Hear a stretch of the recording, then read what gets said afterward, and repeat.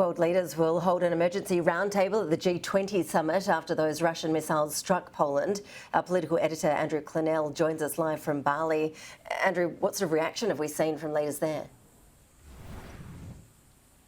Well, it's rocked the G20, there's no doubt about it. This apparently errant Russian missile, Ashley, and we've got leaders from the US, Germany, Canada, Netherlands, Japan, Spain, Italy, France and UK to hold this emergency roundtable here. I think everyone wants to avoid an escalation in the war, but certainly some uncomfortable moments coming up for the Russian Foreign Minister, Sergei Lavrov, at this summit. Here's what President Biden from the US tweeted this morning. He said, "I spoke with President Andrzej Duda of Poland to express my deep condolences for the loss of life in eastern Poland. We know 2 died, and offer our full support for Poland's investigation of the explosion. We will remain in close touch to determine appropriate next steps as it proceeds." Of course, the war in Ukraine has hung over this summit. The host, Indonesian President Joko Widodo, said yesterday that the world could not move on until this war ended. And in his historic bilateral meeting with President Xi from China last night, our own Prime Minister raised the issue of Ukraine, Anthony Albanese, telling President Xi, asking him really what he could do in terms of leveraging influence with Vladimir Putin so the war could end, because it was creating an energy crisis all around the world and affecting Australians' power prices. I asked that China use its influence on Russia. I pointed out that the war in Ukraine was having an impact on the global economy and directly having an impact, which it is, on Australian energy prices and inflation. So, Andrew, when it comes to that meeting with China's president, was it deemed a success? What else was on the agenda? Well, the Prime Minister says it's a success because there's engagement again after 6 years, but he says don't expect immediate results. But in the 32 minutes that it lasted, he certainly was able to air a lot of grievances that Australia has with the Chinese government.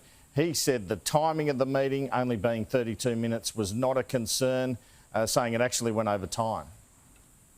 It was. It ended, went over time of when it was scheduled, and it was very constructive. The media were present for our opening remarks. The President then spoke, I spoke, and we had a dialogue and responded to each other's comments.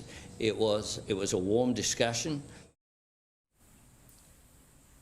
The Prime Minister said that he did raise the need for China to do more on climate change and Australia's wish that China not invade Taiwan. Did you raise issues of climate change, cybersecurity, foreign interference, Taiwan, and any actions on any of those matters you wanted from China? I certainly raised climate change and the need for us to work together in tackling climate change. I referred to the floods that are occurring in New South Wales. That climate change is a global issue and it requires a global response, and China has an important role to play. On Taiwan, I certainly raised that issue. I put Australia's position, which is support for the status quo, which I put forward in the meeting, and that we didn't wish to see any change to that status quo. And there was time in the meeting for the Australian PM to implore President Xi to lift trade sanctions on Australian farmers and release Australians wrongfully imprisoned, as far as the Australian government is concerned, in China. I put forward Australia's position when it comes to the blockages in our trading relationship. I put forward the differences that we have on human rights issues, including Xinjiang. I put forward specifically as well the cases of Cheng Lei and Dr. Yong, and I also put forward our position on Ukraine. We agreed that there'd be further dialogue.